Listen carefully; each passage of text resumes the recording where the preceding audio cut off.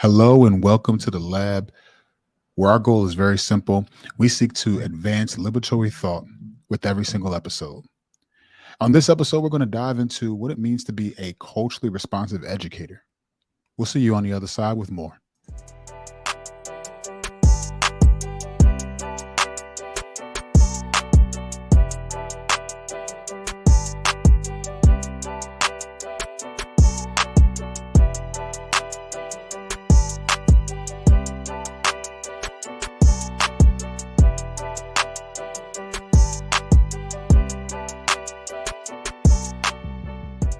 Culturally responsive teaching.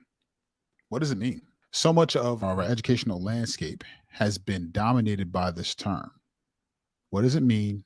And how do we do it? So, when we talk about developing or becoming a more culturally responsive educator, there's some things we need to have in mind. Before we do that, I want to talk a little bit about how I arrive at this space to learn a little bit more about me. So, as the founder of Liberation Lab, first thing you should know is I'm a husband and a father. The greatest joy of my life is meeting my bride, Shayna, and our two wonderful children. I think this makes me a better educator. I think this makes me more equipped to tackle the things that we do in our educational spaces and to push for equity. It's because I'm seeing it lived out in the experiences of my children and the things that I've had to deal with as well. So I've been an educator for over a decade. I've always served in populations where the students look like me, and that means that came with a host of experiences, right? The funding, challenges, the food that's served, the systemic issues that plague education to this very day. And so, Liberation Lab started for me really out of silence. I was working really, really hard at a job where I was seeking to build more equitable outcomes, more culturally responsive outcomes at a school. And I was repeatedly being silenced. There were meetings where I would bring up things that were happening. I would pull data and talk about how my Black and Brown students were being disproportionately targeted, particularly the Black students, because it was a Latino or Latinx population. The second greatest population was that of African American students. And in that environment, when I would advocate for the students there, I was repeatedly told, let's talk about that offline. Can we talk about that another time? And that would never be cycled back to. This began to be so frustrating for me that I decided that I would no longer put into other people's hands. I would no longer place the keys to the change that I was trying to make, the change that was so needed for our students, into the hands of people who would be apathetic about it. And so Liberation Lab started from that place. And so why Liberation Lab? Well, first, obviously, liberation, right? I want everything that I do to be framed from a space of creating freedom, creating an existence outside of the norms of our culture, right? The norms that idolize or put forth white supremacy culture and the like. And so that means that I think deeply about these things. And so I desire for liberation to be a reality, not just for myself, but in the lives of my students, the lives of my family. And so, why lab? There was this old cartoon of, I think it was Bugs Bunny, and he was, just kind of doing the stuff that he would do in regular cartoons. And there's this one episode where he was a mad scientist. He would mix this potion and whatnot, and he tried the potion first. And it is from that space of him trying the potion first that he began to see that it worked, right? And I kind of see liberation and liberatory movement as tied to that reality. That is, that we can't give out what we don't personally have, or what we're not walking in, or what we're not developing in. And so I want educators, school leaders, to tap into what we're doing as an educational consulting firm, and to see themselves as entering a lab where they themselves are going to put forth the effort necessary to grow in liberatory thought, deed, action, policy, and procedure. When we do that, and from that space, we can then create a new normal in our world. But I want you to first enter the lab. And so that's my heart behind this. That's the heart behind this platform, is that we would all grow together, because we are doing the work internally. When we talk about culturally responsive teaching, right? First thing we need to know is that it's not something that just came up out of nowhere, right? I know it's labeled CRT. Don't let that trigger you. I know that there's a lot going on with those three letters, but this is culturally responsive teaching. And it's a research based approach to teaching, right? It is the way that we connect with how the student is formed, their language, their life experience, their culture, and we bring that to life in our educational practice in such a way that we begin to see how they are formed and who they are as a wealth, as a treasure to draw from that brings our educational practice to life.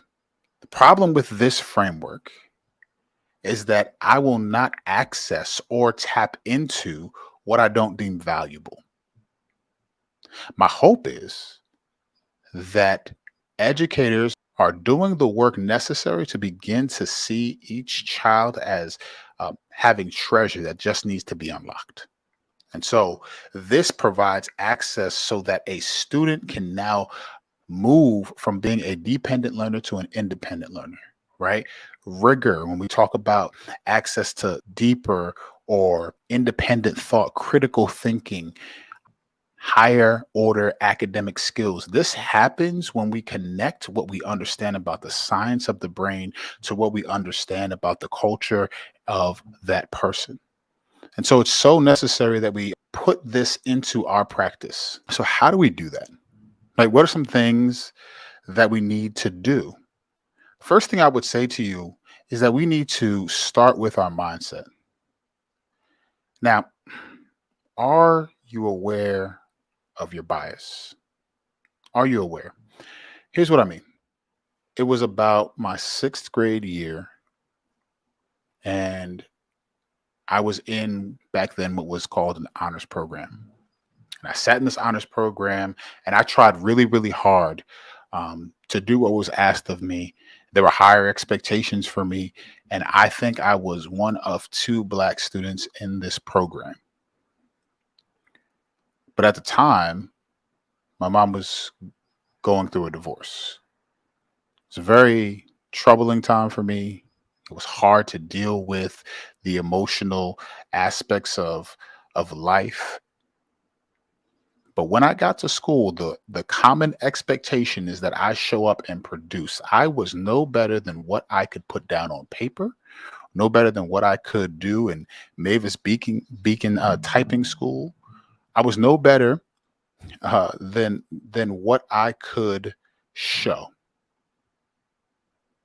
And you know what that did? It put me in a state to where it was almost like my humanity and who I am didn't matter.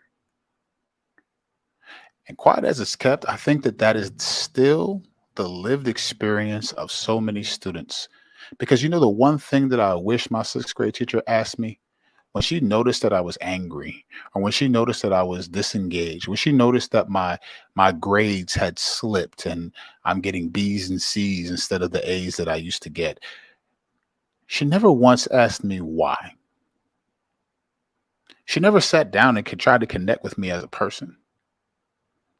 Because to her, at the end of the day, I was responsible for producing in her room. She saw herself as the judge, jury, and executioner for my academic future. And she wrote on my report card, it was fourth market period. I'll never forget these words.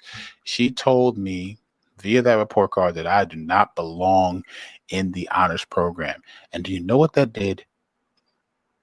It set me on a trajectory where I never felt like I was good enough or I belonged. It wasn't until much later that I began to really do the work necessary to unlearn or to work that out in my psyche, because I thought that I was literally unworthy. I thought that I didn't belong. I thought that I wasn't good enough. So she never tapped into the ways in which I showed up, my ability to be able to articulate my point. She never even used that as a measure of my academic understanding. That wasn't a check for understanding for her. I had to produce my knowledge in the way that she deemed suitable. And things haven't changed much. You think about education at large, what are the things that we do? Like there's so many things that we do that just are don't make sense. We talk about the requirements that we have on students to have a certain kind of notebook with um, a certain kind of pen or a certain kind of and teachers all across the world will continue to exact this type of control. And it's like, well, why do we hold these things so dear? Why is that the statement or the staple, if you will, of learning, of growth, of development? Could it be that just maybe our need for control and our need to have these things be as we want it is preventing us from helping students flourish? So you must understand what makes you and your culture unique. So this means for us that we assess our students not just through a lens of what they know based upon the standards, but how they show up in the ways in which they communicate thoughts. We become a student of our students. We study them, we get to know them, learn their quirks and their and how they communicate their passions and ideas, and we use those things and leverage every moment. So, for example,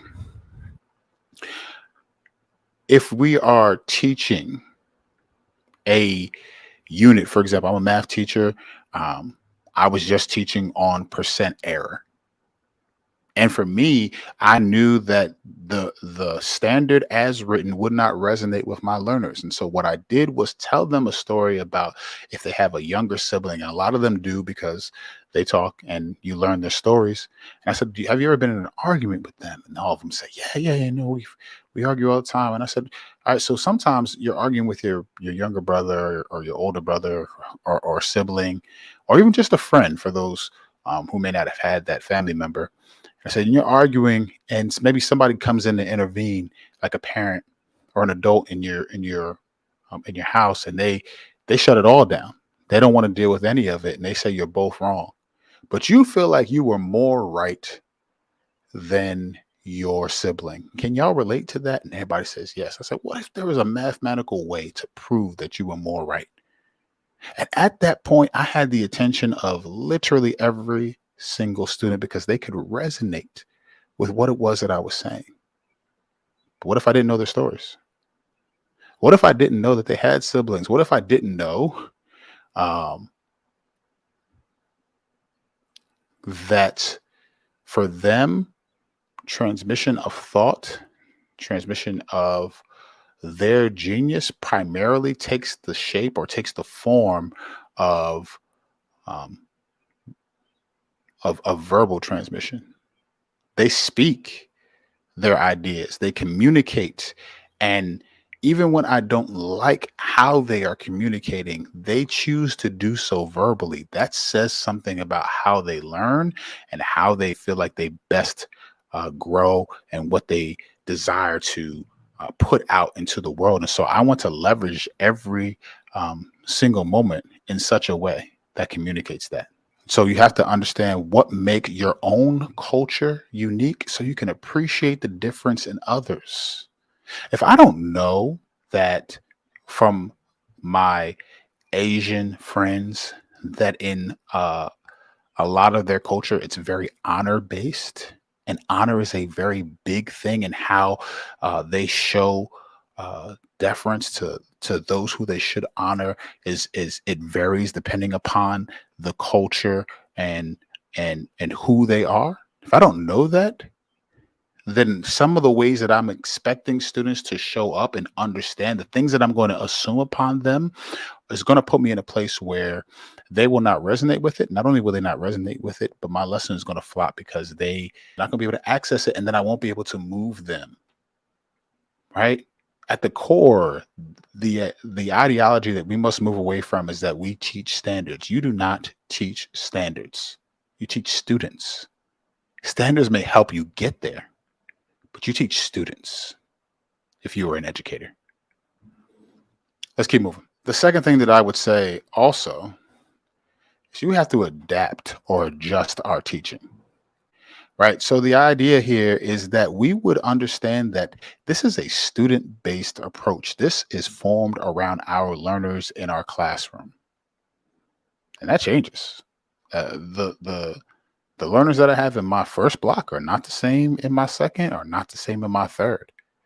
The learners that I have year after year are not the same ones. So, what does that mean for us? That means that we can't do the thing that we do as educators, where we take our understanding of how a student may be demonstrating who they are, and then we paint them into a corner. For example, if I have a student that I perceive as highly disruptive in my classroom, but I had a student just like them last year, just like them last class. What I can't do is draw a beeline from one student to the other and say, you all have the same story. And we do it all the time. We assume things and we don't allow for the honoring of the individuality of each person, because it's work and it takes time and it's hard. And who has time as an educator? But what I do know is that if we do make that time, it makes a big difference in how we are able to move students forward. How in the world are we going to do this? Well, we need to be reflective. What are some of the things that we might be doing that put or does not provide access to certain learners, that only benefits a certain kind of learner? Do we have what I call multiple on ramps to learning? What does that mean? So, if in where I'm at in New Jersey, there's a highway called 295, and I 295 will basically cut up to the basically the middle of New Jersey. And one of the things I love about 295 is, as you're going up 295 or down, depending on where you're going, north or south, if you miss your exit, you can get off on the next one and still get back to your destination. And I want my classroom to kind of be that same thing. Where if a student misses a key point, if they would just look for the next exit or the next on ramp, if you will, they can still get onto the highway of learning and get to where they're supposed to go. So that means, like, have I built my lessons in such a way that if they don't get the first piece, nothing's going to make sense? Is there a way that I could stop that? Is there a way that I could break up my learning so that if a student picks up part two, part one is embedded in how we teach it? For me, as I've reflected, one of the biggest challenges that I've had in shifting my teaching is moving students from being dependent upon me to being independent learners. When I first started in Camden, New Jersey, one of the things that I learned about myself was that I wanted to be the center of attention. I know that sounds harsh, but think about it. Education is set up so that the teacher is literally the hub for all things learning in the classroom. You are told to have students working from bell to bell, to have them seated and silent, to sit in star or slant or whatever the acronym is where you are, to we are told to that rigor looks like pencils moving, mouths closed, with focus on the paper or device in front of them. We're told that's what it is. But that can be further from the truth. Like, when I learn something and I'm excited about it, I respond with joy. I respond with my voice and even my body. I might move or dance or react. And I want that from my students. I want them to feel joy at the thought of them learning and growing. And I want them to do that in ways that are specific to who they are. And I want to include that in how I structure my classroom and the experience when they get in the door.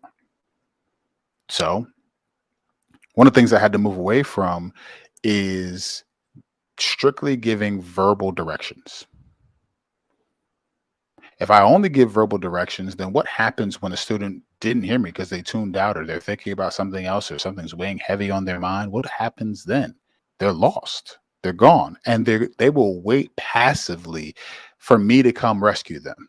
But what if I put the keys in their hand? What if the directions weren't just verbal, but they were written on their paper? Maybe there was an active guided strategy for them reading the directions to themselves. Maybe they're more auditory or visual or maybe they learn a lot from the platform of YouTube, and maybe I just record a quick video and put it on YouTube and say here are the directions for your activity, and I put it in my Google Classroom so they can play it at any time, right? Like these are shifts that you can make that include who they are and how they come to know and grow in your classroom. So it is when we recognize how students are showing up that we can reach them to be more engaged in the learning and to do things more effectively, to learn the skills and the knowledge and the concepts that you're trying to give. We don't get there by just teaching the material. We get there by teaching the student about the material and in ways that they're going to resonate with. It's very important that you think through how you're giving directions. It's very important to think through maybe having checklists or model problems or having anchor charts. And even in the presentation of the anchor charts, are we considering home languages and are we considering how students speak when it's um, not required of them to use quote unquote academic language? It's very important that we think through these things. When a student asks a question in our classroom, do we fast forward to just giving them the answer, or that one step before where we ask them the question in a way that just gives them the answer, or are we giving them space for productive struggle in the classroom? Are we okay with them struggling through the assignment, even when the pressure is that we would push through, and are they doing the academic lifting? Are they doing the academic lifting? Are they responsible for their own learning? And not just because we tell them to, but because we provided the resources, the know-how, and the we've allowed their genius to flourish in how we disperse power, right, from ourselves and to them. How about when a student is struggling? When a student is struggling and we allow them to push through on their own to use the resources they've been given, this cements the learning in their brain in such a way that they would not have if you just tell them. And this is true because if you are honest about the moments where you just share answers, maybe it's fatigue or maybe it's just been a hard day and you share answers because you want to move on, that there are students who will get out of their seat, come near you because they want to just get it done. And all that does is circumvent the learning process. That's all it does. So we have to be understanding of that and we have to counteract that. It's very important to do so. But lastly, we need to address all cultures. And when I say all, right, here's what tends to happen when I go to consult with a school or I'm doing a PD or workshop in a school and we're talking about these matters. One teacher will inevitably think that when I say culturally responsive teaching, they think, oh, you want me to get to know every single kid in my class and know their stories and be able to access all that information. That is a lot for me to handle. And I would absolutely agree. It is a lot. Now, I'm not saying don't get to know every student in your class. I mean, you should. That should be the goal. Intricately, intimately knowing every student, right? Because kids don't learn from people that they don't feel cares about them. But what I will say is not that you have to learn every student's culture, but maybe knowing what the dominant culture, or let me not say dominant, the most present culture in your classroom is, and what are some of the norms within said culture to be able to leverage that into your instruction is very key. So, what's your school demographic? Like where's the data on that? Find it, use it, ask questions. Maybe going to a student who you know is not just trustworthy, but understands your heart and intent, you have a good relationship with, and ask them questions about how they show up and who they are. Choose content that's going to be reflective of who they are. Is the only time that a student is represented from an African American culture is during the month of February? Are they represented, not just on the walls from the, you know, the posters you can buy on Teacher Pay Teacher or things like that? Not that, but are they represented in how you teach, how you show up? Do you value the oral tradition, if you will, of Black people? Or are you asking them to only show up as you deem fit because that's the way students have to learn and we're just stuck in our own ways?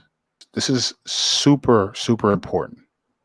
When we choose content that reflects the cultures of all students, not only are the students who are represented learn, but the students who aren't represented, even my white counterparts, they benefit from a culturally responsive instruction because then they don't grow up to be the people who storm capitals perhaps on January 6th. They don't think their country is being taken away from them. That ideology starts in school because we kind of glance across diversity. We want diversity to be this nice thing that is, you know, suitable for all sensibilities, particularly the ones, the white ones in our world, right? But it's bigger than that. And so our lessons should incorporate a multicultural understanding. When you're reading text that expresses the viewpoint of the dominant culture, do you then ask questions about how someone who is othered might feel in that situation? So students begin to see, oh, this does have implications for how my world works, right? Do you provide lenses for them to grow into seeing what's happening to those who are unprotected or disregarded, right? And when we do this, we provide a space for true community to grow because now we're leading with empathy and not just sympathy. You know, I was on the way home. And on the way home, there was an accident on the other side of the road, the oncoming traffic. And on that side, mind you, separated by a divider in the middle of the road, people on my side of the road were jamming their brakes and stopping and staring at the accident. They would stop and they would stare, you know, rubbernecking as you will, and they would look, and the next person would come up and stop and stare. And I'm like 10 cars back watching this phenomenon happen as usual over and over again. People would stop and stare because what they knew was what they were looking at was I mean, it was drastic. It was something was wrong there. There was a whole accident. It caused them to pause enough to stop, not necessarily stopping and considering those around us or stopping to help. No, they just stopped and then they kept driving on. And I think that liberatory work in our schools and in our businesses happens like that. We want it to be quick, easy, cookie cutter, and get to the point. Um, but when it's not, or when something happens outside of what we're seeking to establish with equity and culturally responsive teaching and things like that, we'll look at it and we'll say, man, that is terrible. But then we'll just keep on going with our regularly scheduled programs. And what I hope to do with this platform and with the community that is being built here, I hope that I can convince people to not just stare at the accident, but to get out and do something about it, to actually access their brilliance in a way that hones in on the learners who are most often othered in their rooms. So, what are the ways in which you do that? Well, culture responsive teaching is not just a checklist, right? It's not a bunch of things you just check off and you keep it moving. No, responsive teaching is a way of being. And just like I said earlier, I want Liberation Lab to be a space where we perform the I don't want to say experiment, but we perform liberation upon ourselves before it is something that we ask others to journey into or we put out there. Right. And so that means, are we learning and growing in what culturally responsive teaching is? Are we reading rich texts that talk to us about it? Are we assessing our own culture and understandings? Right. Culture Responsive Teaching in the Brain by Zaretta Hammond is a phenomenal read. And there's so many others out there, but we have to value the learning that can take place, because that learning that can take place is going to mean the difference between us not reaching certain kids and just passing them on. It's when you fail to do something about what you know to be right. It's in that space that we begin to extend the educational debt that Dr. Gloria Ladson Billings talks about. So find texts that are going to help you. Push Out by Dr. Monique Morris is a phenomenal read. But also seek out community. Who are the like-minded educators? Who are the people that are where you want to be? If you're the only person that is communicating thought, ideology, that is the person who is most looked at in your circle, you don't have a circle, you have an audience, and it ain't going anywhere. Right? I want people around me who are better than me in areas so that I can grow. And I hope that you do that with this particular understanding of how we show up as teachers. But only that, workshops, PD coaching, find people who are doing this work. Liberation Lab is doing it. We're at schools. We're coaching along these lines. We have workshops and curriculum and things like that to pour into educators, because that's going to make the difference in our students, in our communities, in our world. But tap into these resources that are out there. Schools, look to your school to hire, particularly Black and Brown educational consultants, to come in and to disperse their expertise in ways that are going to get you to move forward. My hope here is that we wouldn't just sit idly by while this educational debt continues to grow. My hope is that we would push forward to be the kind of educator that makes a difference in the lives of the students in our classrooms, so that we can keep pushing. So thank y'all for tapping in to the lab platform. Here at the lab, we seek to advance liberatory thought with every episode, and I hope that you continue to rock with us as we continue to grow. Until next time, peace.